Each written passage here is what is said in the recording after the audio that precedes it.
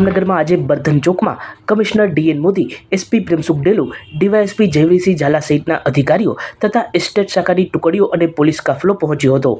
અધિકારીઓ દ્વારા આ વિસ્તારમાં પગપાળા નિરીક્ષણ કરવામાં આવ્યું હતું।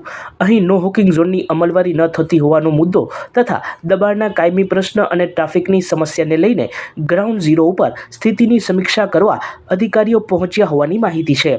આ ઉપરાંત બચુનગર, સુભાષ બ્રિજ નીચેનો નદીકાંઠાનો વિસ્તાર વગેરે જગ્યાએ પણ અધિકારીઓએ પરિભ્રમણ કર્યું હતું।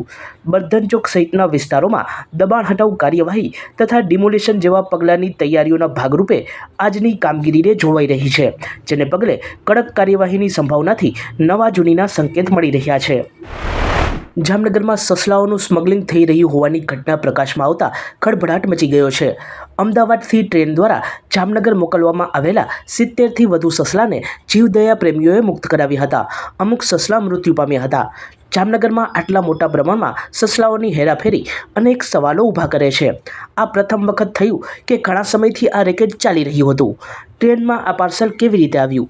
રેલવેમાં સુરક્ષા વ્યવસ્થા ઉપર પણ પ્રશ્ન ઉદ્ભવે છે, વગેરે જેવી આ ઘટનાની અનેક બાબતો તપાસનો વિષય છે। નમસ્કાર, મારું નામ આશુતોષ પાઠક છે। અમે આજ છેલ્લા 12 વર્ષથી જીવદયા અને ગૌરક્ષાની એક્ટિવિટી જામનગર અને ગુજરાતમાં આખા શહેર રાજ્યમાં અમે કરી છે। આજે અમને સાંજે 5:30 એવી બાતમી મળેલી હતી।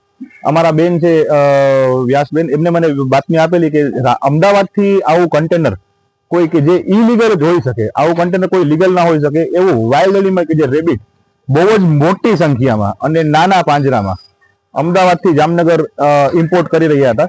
તો અમે બાતમીના આધારે અમારી વોચ ગોઠવી અને આજે અમે લઈ લીધા છે।